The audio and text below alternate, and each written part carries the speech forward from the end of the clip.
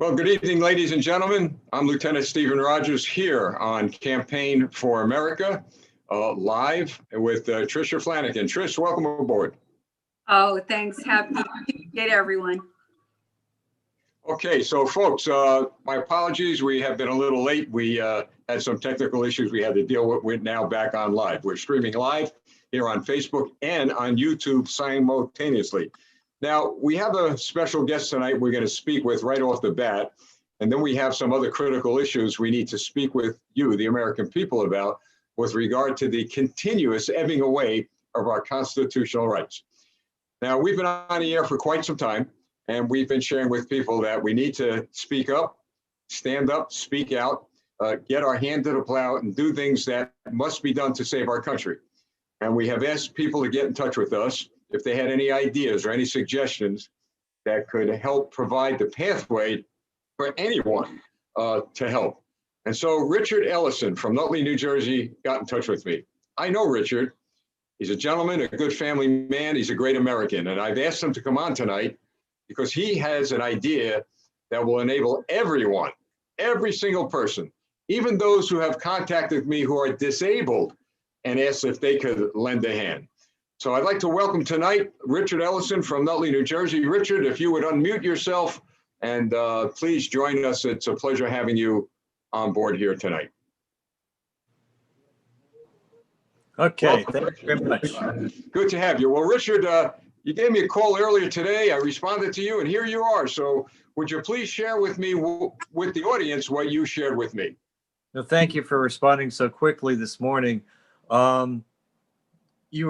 Last night you were very passionately expressing that we need to act.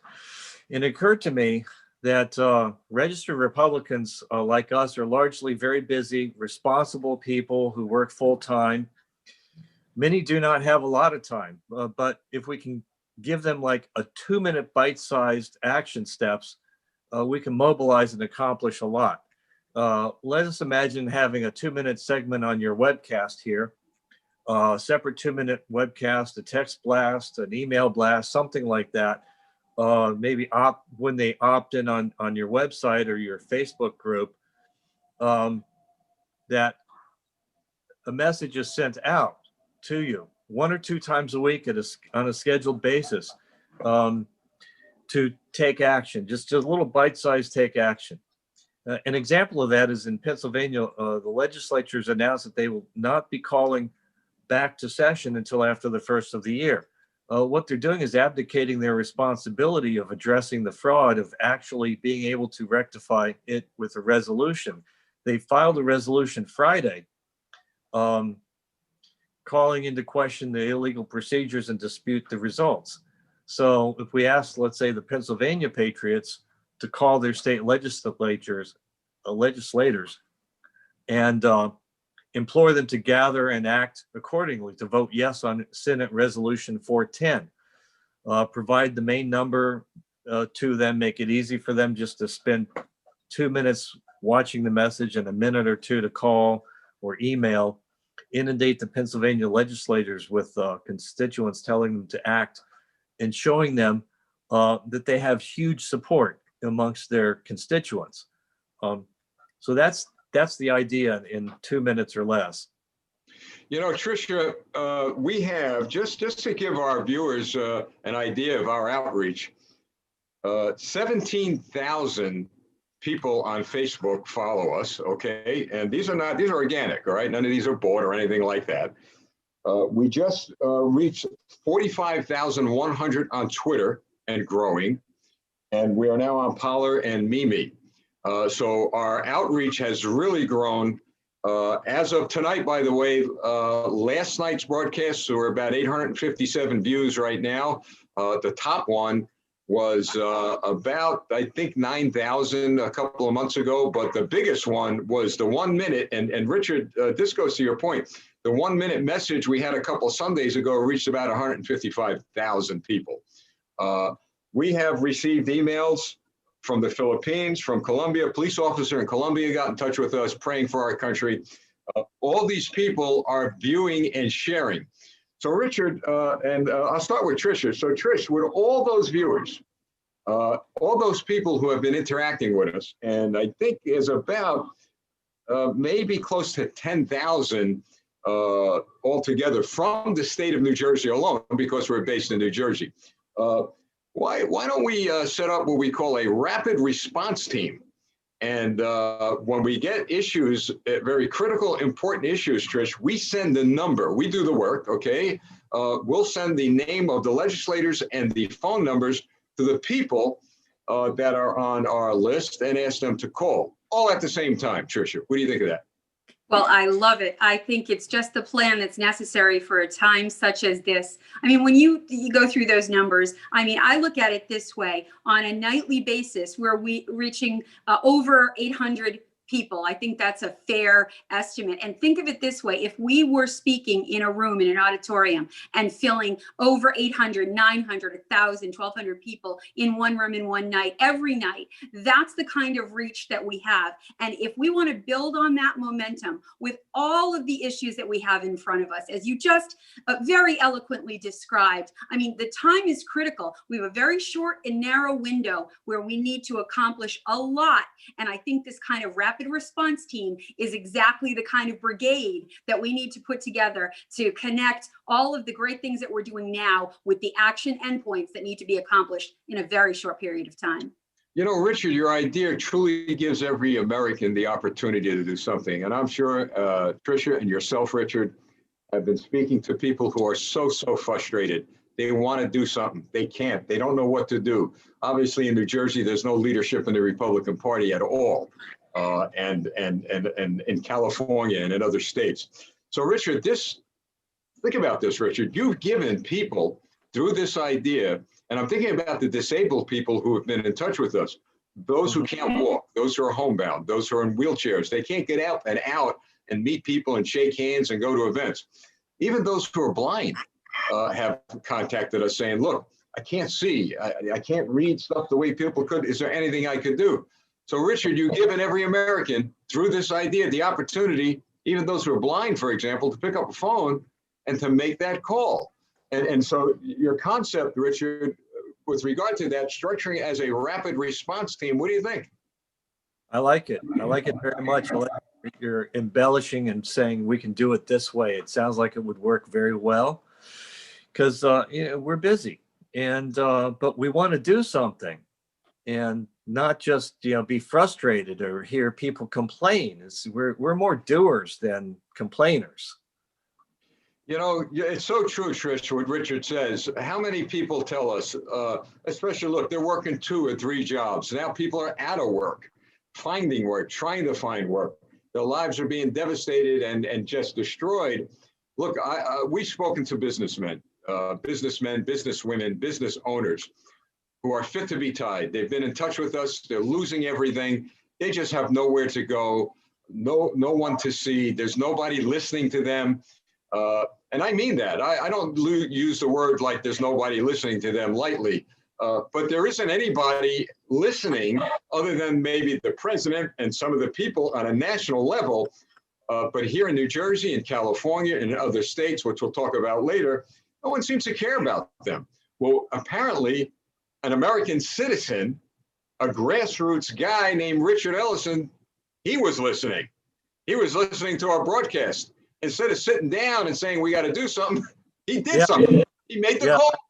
And now look where we are. We're going to develop a rapid response team that will enable people to call their representatives. Now, Richard, I have a question for you. I know you mentioned that, people from the particular congressional districts or representative districts would call. What about this? What about if we had everybody call? Let's say you have a situation in Pennsylvania like we do. Let's say we had 16,000 people from around the country make phone calls at one time. Frankly, I don't think they care about who the person is that calls. I don't think they care about the message other than are they pro or con. I think they care about the numbers. I think they care about, 150 people called about yes, 200 called about no. Who cares who they are? Congressman, senator, you might want to change your position. What do you think of that? That's true. You can inundate them with calls and influence them. they do ask for your zip code so they know if you are a constituent or not. I always, when I call up the congresswoman or senator's offices, they say, "What's your zip code?" And I'm a constituent. But we have seen here in New Jersey even where rallying, marching on the Capitol has made them walk back certain legislations that they were looking to pass. So we have made a difference, and we have to remember that we have made a difference. And that's the other half of the frustration is, what can I do? It's just me. We each have a power together. When united, we stand. All right, I have an idea. Tricia, I'd like you to weigh in on this one. Richard's right. They're going to ask you for your zip code, and if you're from California calling New Jersey, they'll go, yeah, and they'll throw it in the trash. We know they'll do that. However, we have a congressman named Bill Pascarella in New Jersey who has suggested that those of us who supported the president should be tried. We're fascists. We should be, addressed in a way that, let's say, would be very, very improper. Okay. So the guy went off the deep end. We do have 2 congressmen from other states that introduced a resolution to the United States Congress to censor this congressman from New Jersey. So here I have an idea. So Richard's right. We could call those congressmen who introduced the resolution and tell them, look, we're for you, we support you, but if you're not from their states, it's not going to make much of a difference. But if each person in each state calls their congressman and asks them to support the resolution, and that we are watching, that may make a difference, Tricia. Yeah, I think it can be a multi-pronged approach. I think that, you're right that typically on regular issues, the zip code matters. But this, all of these hearings in Arizona, for example, that's, Andy Biggs has led the charge against Bill Pascarella in our state, to your exact point. And, there are so many things going on in Arizona from that hearing that most everybody tuned into, at least a portion of it yesterday. This is something that has been elevated to the national stage. The same thing today. There was a hearing in Arlington, Virginia. Tomorrow there will be one in Michigan. My point here is that those legislators, even though on a number of issues they would be more inclined to hear and respond to their own zip codes, but this is something that has reached a national crescendo. I think it makes just as much sense to do a push effort from other states, if anybody wants to get involved, calling across the state lines to say, I may not be your constituent, but you represent an issue that's going to affect all Americans. And I think that the prospect of having noise from other states may serve as also another instigator to make them act in a certain way that they know is going to benefit all Americans. This is right up Campaign for America's alley, right, Tricia? I mean, this is what Campaign for America does. We unite the country to fight for each other. Richard, like the colonists did. I mean, look at the colonists in Virginia reached out to the colonists in North Carolina, and they reached out to the other 13 colonies and said, hey, look, let's come out and come together and fight for our rights. And that's what we're doing, Richard, in essence, correct? Yes, we are. Hey, I want to show you guys something. You got me all drilled and worked up over this. What do you think of this, huh? Tricia, what do you think of that? I love it. I think we should all wear one. This was, the symbol of freedom, wasn't it? Back in 1776, the great fighters. Boy, the press ought to roll with this. I wonder what they're going to say about me now. But anyway, why don't we do this? Richard, we're going to put together a rapid response team. And I'm going to be in touch with you, and let's go over a bit of a structure and a procedure on how we can move forward. We're going to take your idea and we're going to run with it.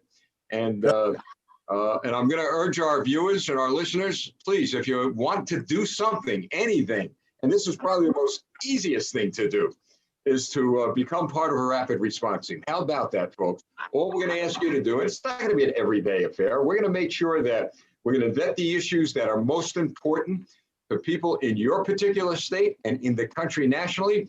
And we're going to just send phone calls or phone numbers and names of people you can call. We want you to be nice. We want you to be diplomatic. There's going to be no unnecessary bickering back and forth. All you're going to do is state your position. And we'll give you a little bit of a, Tricia, we could actually provide them with a summary of some talking points, right? And it's not going to be long, but give them a little guidance on what to say to these representatives. Oh, absolutely. And I think, if some people are a little hesitant to pick up the phone, maybe we can have an email appendage to it that, however it can be done, we can reach these very important legislators for a time such as this, when nothing has been more important, I would argue, since our revolution. To your hat, this is, we need to be power patriots, and this is a vehicle to do that. Gee, you just used the word revolution. I could see the picture in the paper now with me in the hat and Tricia Flanagan calls for revolution. Rogers dresses like Washington. Richard, that's what the press does, Yeah, they do. They twist things. Now, one thing before we let you go, Richard, we go back a long time. And I remember you wrote quite an article with regard to politics, and you interviewed me. And I got to tell you, it was quite an article. It certainly had impact on me. It was very touching, but very, very true about politics. So I want to publicly thank you for that. Thank you. You're welcome. And listen, I will be in touch with you, okay? We're going to keep you updated, and you just helped, God knows, thousands and thousands of people figure out an answer to a question, what can I do? Now you gave me something. Thank you. I just wanted to say, in that interview, it was for my master's in business, one of my leadership courses, and in 60 minutes you espoused 27 leadership principles. You are a very, very good leader, and I was able to really nice paper from that because of your interview. Well, I thank you so much, and as I share with everyone, my leadership skills, and I don't say this just because I want to say it, but I mean it, really come from God, a gift from God Almighty, from the Holy Spirit of God. And like I said, I was a shy kid. I used to sit in a corner when I was a little boy and play with my soldiers, and was an introvert. Could you imagine that, an introvert? And down the road, God had some mission for me, I guess, and here I am today. But it's teamwork, a lot of teamwork. I got a great wife sitting here. She's a great supporter. I mean, it's just blessings all around. Richard, you're a blessing to us. Thank you. God bless you. And thank you so much for joining us. Thank you. Appreciate it. So Tricia, I've got to tell you something. Once again, Campaign for America has a guest on that is a great, great American who's willing to step forward and say, I've had enough. I need to do something. Well, exactly. And it's like you said, this is one of the points of Campaign for America. What we want to achieve is connecting people across the country, connecting patriots with the task that we have to do. And I'm just excited that our voice is growing and our team is getting stronger and stronger. And Richard is a true testament to that. All right, ladies and gentlemen, Natasha and I went out today, and we like to get around and interact with small business people if we can, and maybe just look around and see what's going on in the world of Governor Phil Murphy here in New Jersey. And we do a lot of reading about. Natasha's been feeding me a lot of information as to what's going on around the country. We went to Willowbrook Mall in Wayne, New Jersey today. For what reason? Went for a walk, looked around, and it was depressing. More businesses have closed down. I mean, big businesses are closed down. You see, Tricia, 90% discount, store closing, getting rid of everything. And it's sad. It's very sad. We did have an opportunity to speak to people from one company, not today, but a few weeks ago. And they told us that overnight they were told it's over. They're closing. Some of these stores are not ever coming back. And this is Governor Phil Murphy's New Jersey. And you know what, Tricia, what's really disturbing, and maybe we'll do some research on this and talk about this, because you're a statistician. You look at numbers.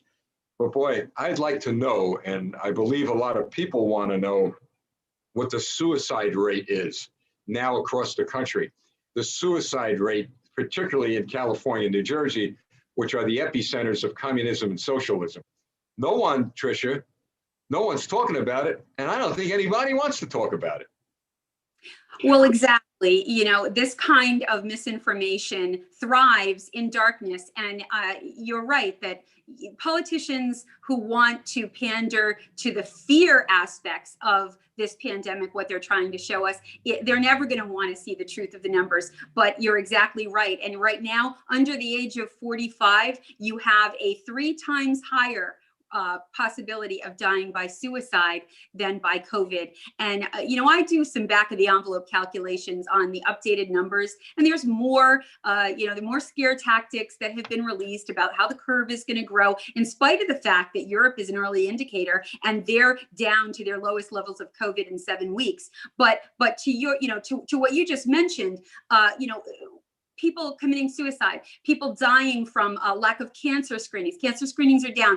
Procedures that can be life-saving, like aneurysms, they're way down. So when we get to the end of this pandemic and we look retrospectively at what was sacrificed, and when you do the calculation, like I mentioned, of who is really dying from COVID, if you're under 65 and healthy, you have a 0.00006% chance of dying from COVID, but your mortality rate from all those other things that we just discussed go through the roof. This is an ineffective way to manage public health, but it's more of a danger to those businesses that you just mentioned and discussed that will never come back. That's a toll that has yet to be assessed. You know, we did, that is, Natasha and I did speak to a businessman today, right here in Nutley, New Jersey. And I asked him how things were going. And he put his head down. He was walking away. He said, not too good. So we went into his establishment and we spoke with him. And the guy's a great American. He's an individual who really buckled up his bootstraps, came off of the streets, worked hard, and started a business. And that business was growing and growing and growing until Governor Murphy decided to shut everybody down. He can't get a loan. He can't get a grant. He can't get any help. And I remember in a conversation I had with him some time ago, he said, you know what, Steve Rogers, I just can't get it.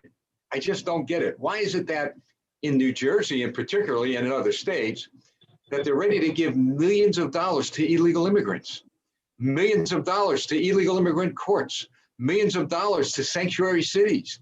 He said, look, I don't deny people anything, but why, as an American citizen who worked so hard, who fought for this country, who did what I had to do. I did the right thing. Everything I did was right. And now I am being punished. What a sad story, Tricia. And, you know, the priorities of these politicians are terrible. But here was the ultimate reaction, if you will, the ultimate question. He said, you know what really bothers me? I'm a Republican. And not one Republican person, not one Republican leader in this state has reached out to any of us who are in businesses to say that they're going to fight and fight hard. And that is the tragedy of the tragedy.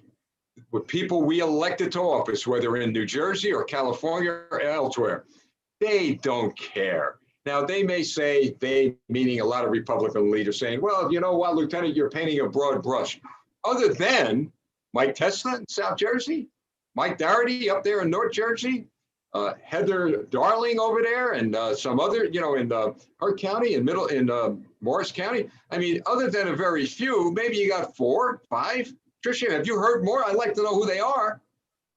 No, you just enumerated the handful of Republicans who will actually stand up in our legislature and our establishment counties, who will actually stand up and fight and say something and push back. And the sad reality is that those lukewarm Republicans are fully complicit with what the Democrats are doing. And let's make no mistake, this was their goal right from the bat. They want forced equal outcomes. They don't want to support the equality of opportunity that allows veterans, like you just talked about, and business owners in New Jersey and across our country to be able to be self-sufficient and just want the opportunity and the freedom and the liberty and the constitutional rights to be allowed to succeed. No, the Democrats want to make sure that they pay people to stay home, as Alexandria Ocasio-Cortez said. That's what they want. That's full-blown socialism. And the sad reality is that the Republicans that you mentioned, in name only, the establishment, they are fully complicit,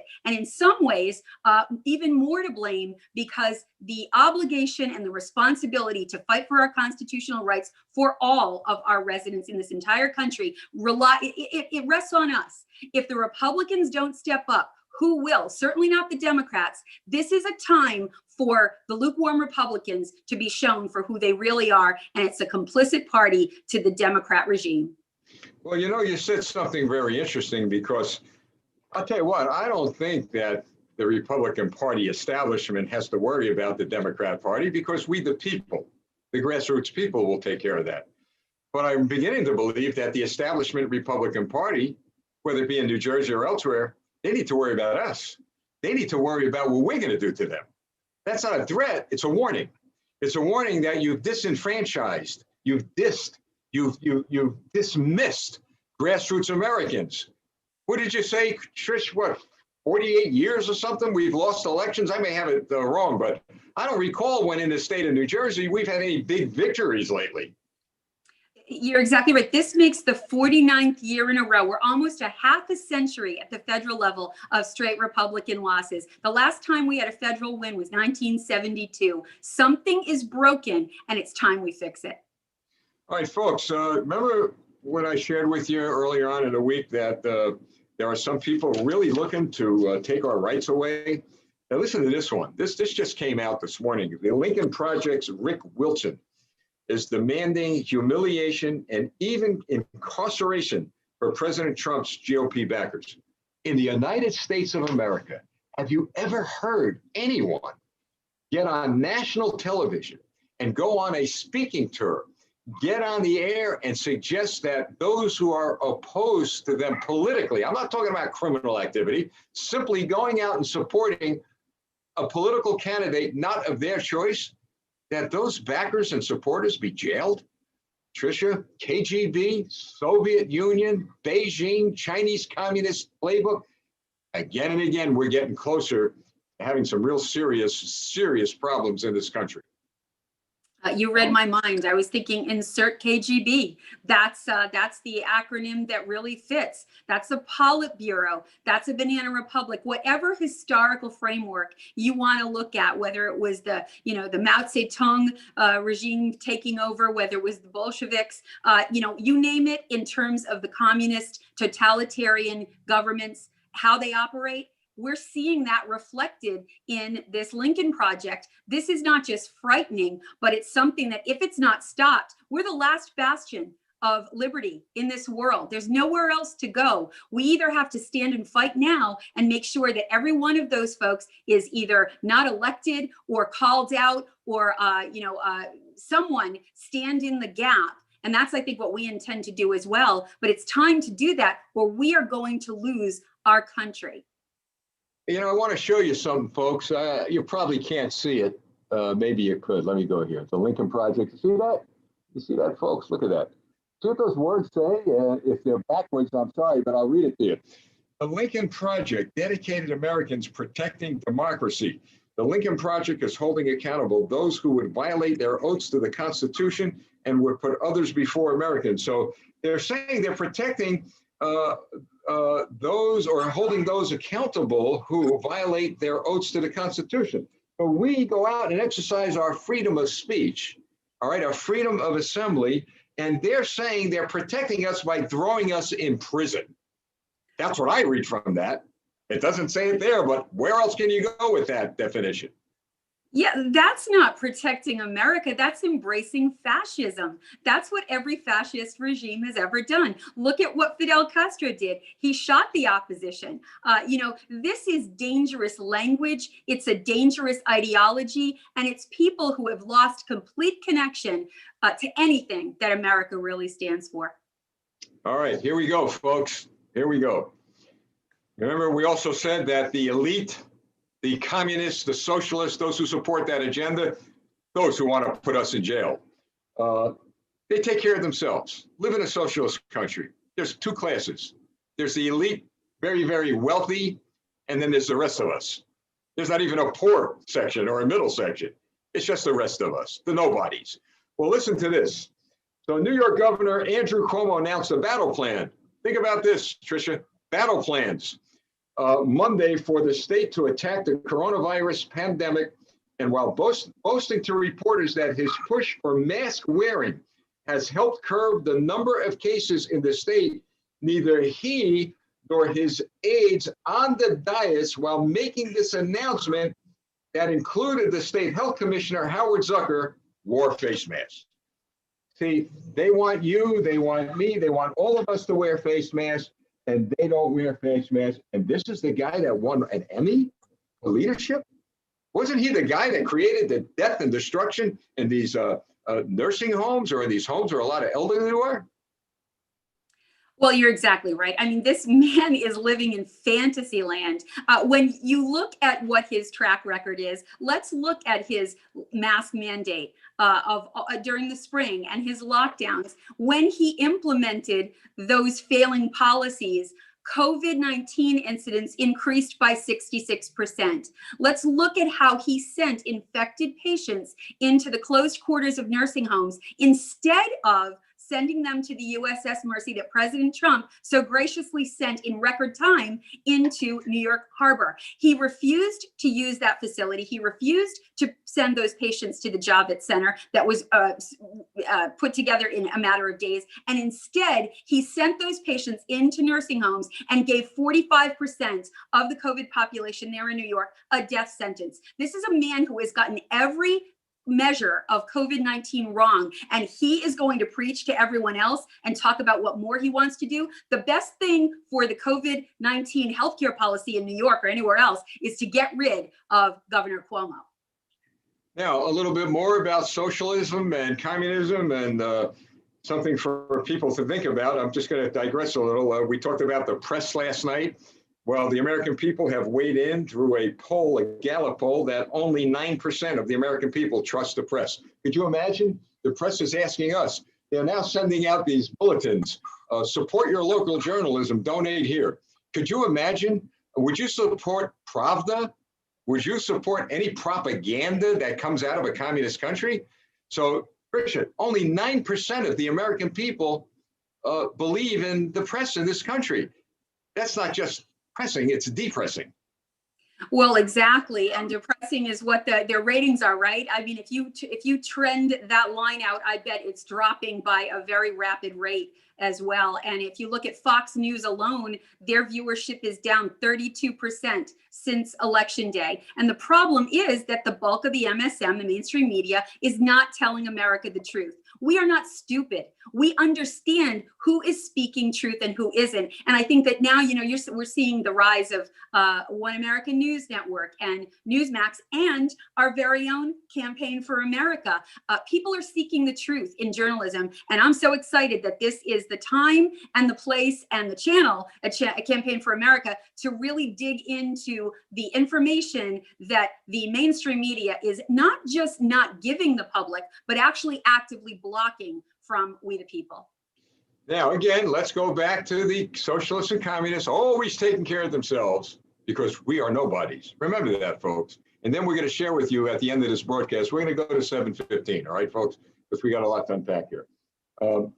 Listen, the Los Angeles County Supervisor Sheila Kuehl visited an eatery in Santa Monica, California last week, just hours after she voted to ban outdoor dining at restaurants in the county due to COVID-19 safety concerns. So she votes to ban outdoor dining and she runs to a restaurant to dine outdoors. You can't make this stuff up. The frightening thing is it really underscores that rules are for thee, not for me. That's the mantra of the Democrat Party. And whether it be this instance, and the excuse was, well, her publicist gave a statement that said, well, she loves that restaurant. Well, we all love our local businesses. If that's the reason, to go out and give them business, then let's all do it. I agree with that philosophy and sentiment. What none of us agrees with is the hypocrisy of these leaders, these so-called leaders, telling the rest of us what to do and what not to do. And then in the very next breath, whether it be this legislator, whether it be Nancy Pelosi getting her hair done when no one else could, whether it be Gavin Newsom, talking about mask mandates and dining outside, and he is in French Laundry, one of the most expensive restaurants on the planet, having dinner with his healthcare policy team, where he's spending more on appetizers than people who are getting stimulus checks can afford in an entire month to eat. This is so wrong, and it fully underscores why we have to replace these elitists with people who really understand what the average American needs and has to go through on a daily basis. Now, last night, we talked about some of the draconian measures that Governor Murphy in New Jersey, again, is instituting.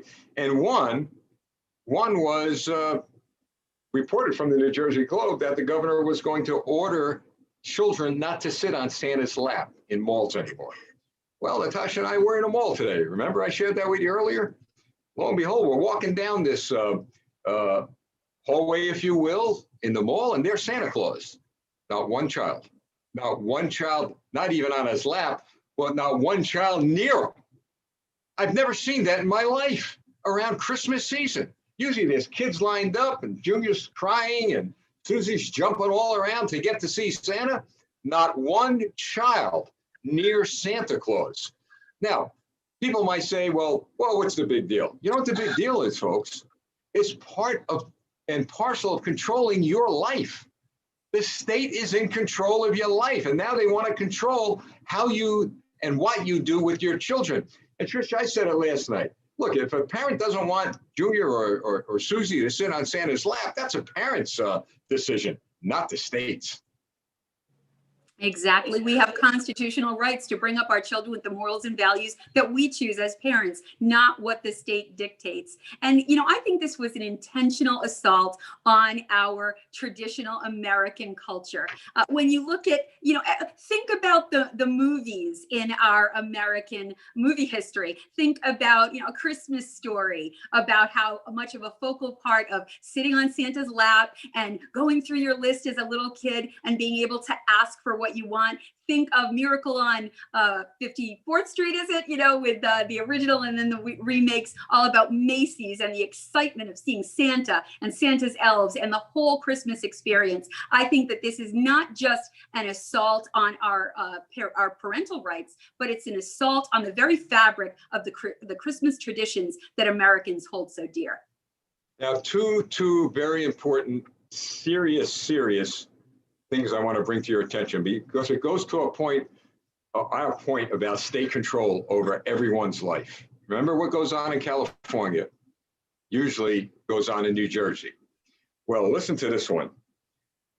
Now, this is a news article that came out this morning after the mayor of Los Angeles decided that maybe what we're going to do is we're going to cut water and we're going to cut off electricity to homeowners in their private homes who have more than 6 or 10 people in their homes over the holiday week.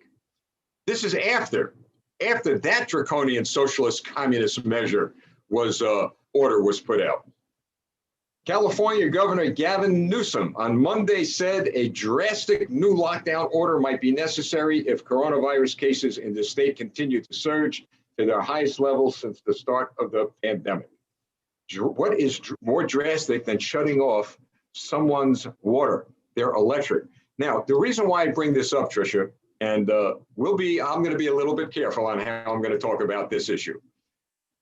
When you start talking about taking drastic measures against the American people, my worry is that will be a signal for the American people to take drastic measures to fight back. And by all means, we've been preaching this to stay away from that. I'm not going to use the words, but you get it, folks. You know what I'm talking about. There's been a lot of talk about that over the past year, and we're trying to lower the temperatures. We're trying to get people to calm down. But I got to tell you, when you start using terms like taking drastic measures against the American people, that's pretty dangerous territory for that governor. Well, it really is. And people are reaching their tipping point, and understandably so. You know what I'd like to see unpacked in all of these scenarios, like you just mentioned. I'm going to now call Gavin Newsom King Newsom, the unaccountable. It's my favorite pet term for Murphy, but now I'm going to extend it to Governor Newsom. And the reason that I say he's acting like a monarch is, you know, look at what he has done via edict. These are executive orders that haven't passed the state legislature. How dare he weaponize the utility companies of California, of those utilities that the American people of that state pay for? This is part of the equation that no one is asking about. I don't hear journalists asking these questions. I don't see anybody investigating this. And, you know, Harmeet Dillon is, you know, she does a lot of work for human rights on the Republican side. And I think that this has a place for lawyers like a Harmeet Dillon, maybe like a John McCann, to look into this and try to understand how the water companies and the utility companies could even be under the direct influence of a Governor Newsom. This is not a legislative law. This is something that King Newsom seems to think that he can wield in terms of power against the people. It's not just wrong, but I think it should be addressed in the judicial realm. And I think the constitutional violations are what should be on display right now. And finally, you know, there's a biblical scripture that, you know, the Bible talks about so many truths, but this is a real truth that we certainly got to take heed to. There's a scripture that talks about, by their fruits you will know them. You know, the things people say and the things people do, who they associate with. A lot of times you can kind of conclude, well, maybe what this person thinks and says, maybe some of these outrageous things, they really mean it. Well, here's one, folks, that's going to be put in the history books. Because it has been reported today that Jen Psaki, who was named to serve as Joe Biden's White House press secretary, is facing fresh scrutiny over a photo. Now, get this, folks, over a photo that shows her, we have the photo, by the way, a copy of it, that shows her wearing a Russian hat that bears the communist hammer and sickle logo. Who does that? You're going to the White House, all right? You're going to be the press secretary of someone who thinks he's the president now because the press says he's president. I still say, like my wife says, it ain't over till it's over. But beside that, what are you doing?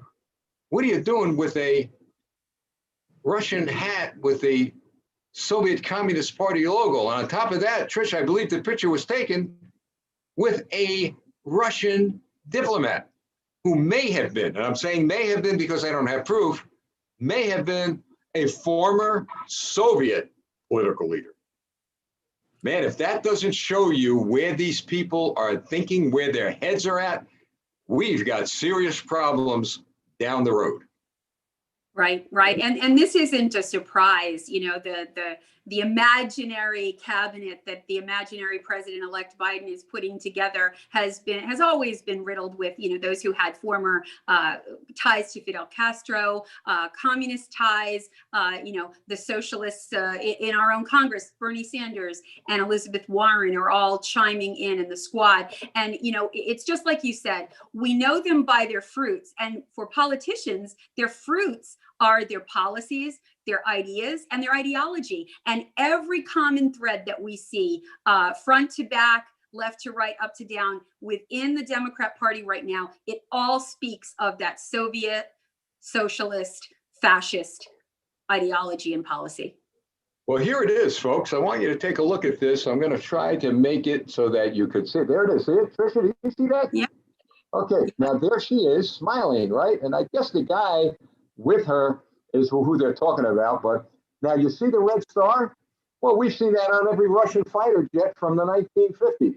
But in the middle of that red star, folks, is a hammer and sickle. And we know what that's all about.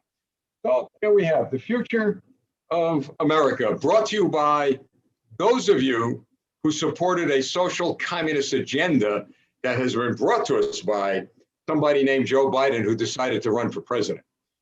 Now, all this disgusting, depressing news we gave you, there is hope. And I always like to leave you off with some hope. And the hope is this. The hope is that we now have given you a tool to do something about these issues. The tool is called Campaign for America. And the instruments that we have are telephones. We're putting together the rapid response team. We're sending information out to tens of thousands of people. This broadcast is now going overseas through you sharing. All the little things you do are big things. And now, Tricia, I'm excited about this rapid response team because I'll tell you what, if we're able to get, look at between 100 and 1,000 calls minimum to somebody's office about a particular issue, that could change a vote in a critical situation in the United States Congress for this country. Well, exactly. This is exciting because everybody is excited for those tools like we just talked about throughout this whole program. And I think that this is our time, as you always say, Steve. And I think that those words ring especially true in this particular hour. And I'll share what you made me think of is the closing remarks by Mark Fincham. If anyone tuned in yesterday to the hearings in Maricopa County in Arizona, Mark Fincham is going to take the rally cry forward and make sure that the voices are heard for our president and that this election is scrutinized. And just like Natasha said, it ain't over till it's over. And Mark Fincham said, you ain't seen nothing yet. He said, put on the full armor of God and prepare to fight. And I think that this rapid response team is going to be, that's the tools that we're all going to need to take those next steps forward, to be these brave and courageous soldiers, really, that we need right now in our country. Well said. And let us never let the guys that wore these hats down, right, Tricia? You talk about brave Americans. Let us never forget them. So that's it for tonight, folks. Now, if you'd like to become part of the Campaign for America, and as I've repeated over and over again, we don't look for your money. We look for your heart, your soul, your spirit. We look for the talents and gifts that God's given you to help this country. Please email us, mail, M-A-I-L, at rogersforamerica.us. Mail at rogersforamerica.us. That'll come right to me. It'll be kept by Campaign for America. We will be in touch with you. We get in touch with everyone. And as I always say, and like Tricia, you said it also, that, you know what, there's a lot of truth to the Bible. And I encourage people, read that Bible. We're going to talk about the Bible sometime this week, and where you can really get words of encouragement and support from God Almighty. Thanks a lot for joining us, folks. I know we went a little over, but I'll tell you what, a lot of people want us to stay on an hour. I don't know if we're going to do that at one point, but we thank God we can do what we're doing at this point. All right. Thank you, folks. See you 6:30 p.m. tomorrow night here on Campaign for America. God bless you. God bless America. God bless our president. And remember, chief end of man is to love and to glorify God forever. Have a good evening.